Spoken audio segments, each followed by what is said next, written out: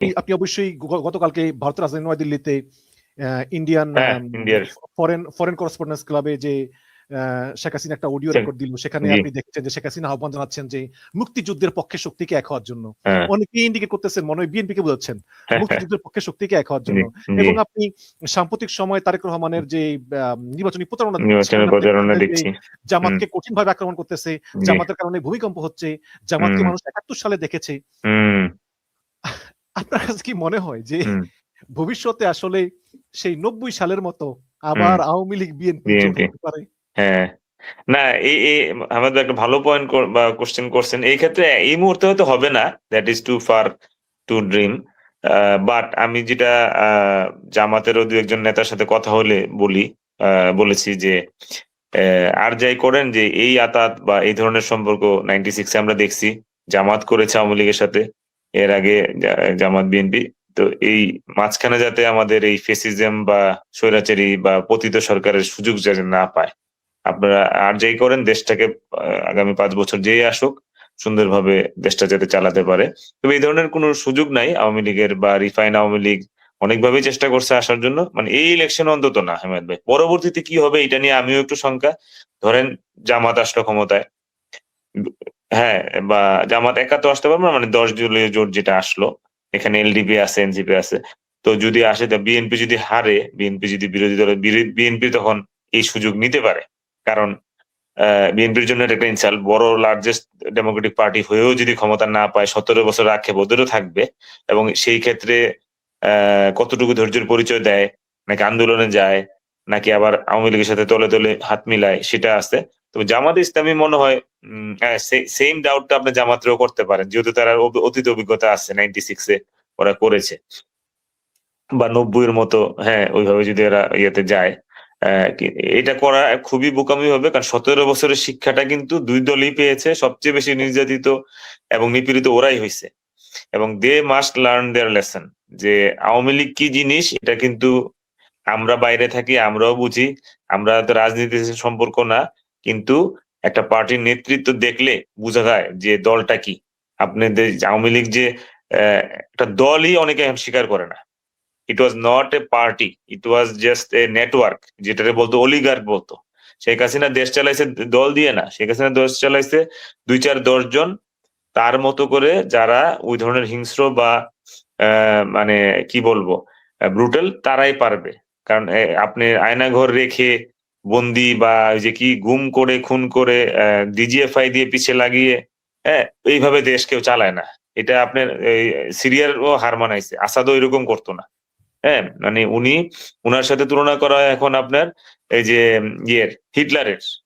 তো কত বড় ইয়ে হইতে আপনি স্বৈরাচারী হয়ে উঠলে নিজেকে, এইরকম তুলনা হয়। এটা আমার আপনার তুলনা না, সামাজিক মাধ্যমগুলোতে এই তুলনা হচ্ছে, বা 5ই আগস্টের পরে আমরা দেখতে পাইছি যে কি পরিমাণ ভয়ানক। এই যে এখন যে জাদুঘরে করলো হেমায়েত ভাই, আপনি দেখছেন যে উনার যে লাল ফোনটা উঠাইলে উনার যে অডিও গুলা, তাই না, আপনি চাপ দিলেই যে ডেট দিবেন, ওই ডেটে কি আলাপ হয়েছে হাসিনার সাথে সবার, ওইটা কত সুন্দর একটা ইয়ে করছে কিন্তু। আমি আর আপনিও যখনই দেশে যাব, আমার তো খুবই ইচ্ছা যে এটা শোনার, যে এখন তো অডিও এবং রেকর্ডেড, হ্যাঁ, এবং উনি তো এখান থেকে পালাবার কোনো সুযোগ নাই। এবং পরবর্তীতে যেগুলো গণমাধ্যমে আসে, এগুলো যদি আমরা শুনি, 5 তারিখে কি কথা হয়েছে, 4 তারিখে কি কথা হয়েছে, বলে পুলিশ পারছে, সেনাবাহিনী কোনো পারছে না, আমার তো এসএসএফ আছে। এখন তার ছেলে সুটটায় লাগায় আল জাজিরাতে একটা স্টেটমেন্ট দিল যে মা যদি চাইতো, মা এখনো ক্ষমতা থাকে। এনিবডি ক্যান চ্যালেঞ্জ দ্যাট, তাই না? তার মা ক্ষমতা থাকলে তাহলে পালাইলো কেন? থাকতো। Why she couldn't stay? Just stay. ঠিক আছে, আমি থাকিয়ে দেখি। এরশাদ সাহেব তো স্টে করছে। এরশাদ সাহেবের তো তখন বাড়িঘর সব আগুন জ্বালায় দিতে পারতো। সে বলে তার মা চাইলে থাকতে পারতো। মা মৃত্যু চায় না। 1500 লোক মারা গেছে, আর কত মৃত্যু চাইতো? আর কত মৃত্যু চায়? How dare he says that? Why she couldn't stay then? তার তো এসএসএফ ছিল। আমার মা রাজনীতি করবে না, আবার মার কিন্তু এখন ইচ্ছা আছে রাজনীতি। মার আবার ইচ্ছা আছে। তো there is a big conflict between mother and son. এবং আপনি দেখেন, দেখছি না, প্রতিবার নির্বাচন আইলেই বলতো এবারই শেষ। হ্যাঁ, এবারে শেষ। উনি শুনেন, উনি একজন সাইকোপ্যাথ, উনি একজন, মানে অনেকে বলে অস্কার দেওয়া উচিত ওনার ফর আর অ্যাক্টিং।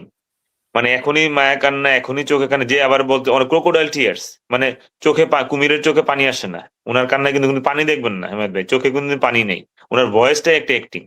এবং হৃদয় কি স্বজন হারানোর বেদনা, ওই যে আমরা যে ডায়লগ গুলা কিন্তু এমনি আসে নাই, নাটক কম করো প্রিয়, এগুলো কিন্তু এমনি আসেনি। উনি সব 17 বছর না, এর আগে থেকেই 96 সাল থেকে যারা উনাকে ফলো করছে এবং উনার যারা আশেপাশে ছিল, এই যে আমাদের এই যে উম কি যেন উনার নাম, ফজলু অ্যাডভোকেট ফজলুর রহমান।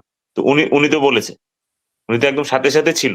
বলল যে মানে ঠান্ডা মাথার কিলার, বুঝছেন? এই মেরেই আপনি এখন পোলাও, কুরমা, বিরিয়ানি দেখেন গণভবনে সেদিন সব রান্না করা ছিল।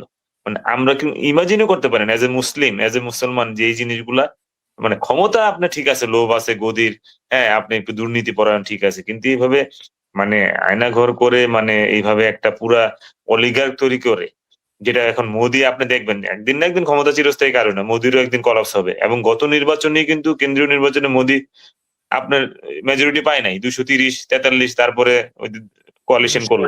সমাজবাদীর সঙ্গে কোয়ালিশন করছে। সমাজবাদীর সাথে কোয়ালিশন করে ওকে ফর্ম গভর্নমেন্ট করলো। লালুর সঙ্গে মনে হয়। লালুর সাথে।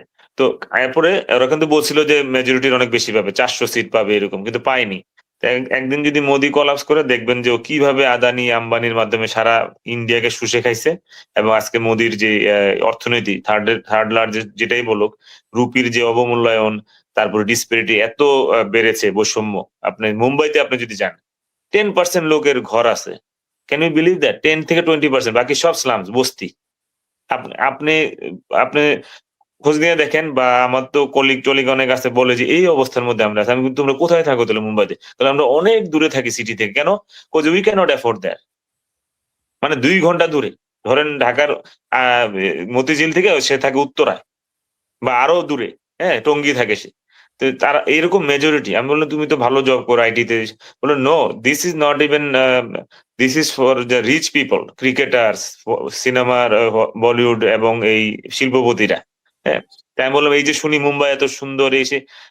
কয় যে, "এটা দেখতেই সুন্দর, but reality is like this."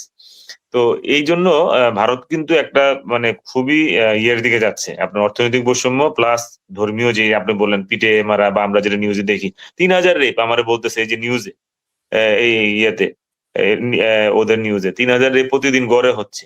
তো এইগুলার কি হবে? এবং এদের হিন্দু মুসলমানের যে ইয়েটা বাড়তেছে ক্ল্যাশটা, এবং ভারত যে নিজেকে এখন অলমোস্ট মানে হিন্দুস্তান বইলা যে মানে দাবিটা করছে। ৩০ কোটি মুসলমান, আহমেদ ভাই, where you will put them? কয়জন আপনি বাংলাদেশে পুশব্যাক করাবেন? কয়জন পাকিস্তানে করাবেন? গৃহযুদ্ধ লেগে যাবে। তো এই জিনিসগুলো কিন্তু we can foresee that it's coming.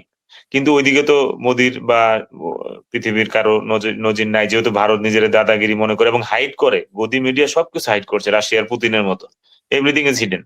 কি হচ্ছে না হচ্ছে, পুতিন কি করছে কেউ জানে না। তো গণতান্ত্রিক ইয়ে থেকেও ভারত অনেক নিচে নেমে গেছে। বাংলাদেশের চেয়ে ভালো গণতন্ত্র আছে ভাই। আমাদের পত্র-পত্রিকাগুলা এখন অনেক স্বাধীন। গণমাধ্যম এখন অনেক স্বাধীন। টিভিতে, নিউজে এই নাহিদ যখন ইয়ে ছিল এত ইয়ে করে নাই। সব মিডিয়ায় একটু তোষামোদ করবে গভর্নমেন্টের, কিন্তু গদি মিডিয়ার মতো বা এই যে আমরা বললাম যে ইন্ডেক্সে ভারতের গণমাধ্যমের যে নিচের দিকে অবস্থান, মানে এত বাহাদুরি, এত পণ্ডিত, ভারত মহাকাশে যাচ্ছে, ভারত এটা করতেছে, ওইটা করতেছে। কিন্তু আপনি যদি এই গণতন্ত্রের এই ইন্ডেক্স গুলো দেখেন, ভারত অনেক নিচে নেমে আসছে। আর সেকুলারিজম থেকে অনেক দূরে সরে একটা ফ্যানেটিজম এদিকে চলে আসছে যে বিজেপির কারণে, এবং এইটা কিন্তু আমাদের সবাইকে ভাবাবে। বুঝতে পারছেন? এটা একটা খুবই জি। বিয়ের বিষয়।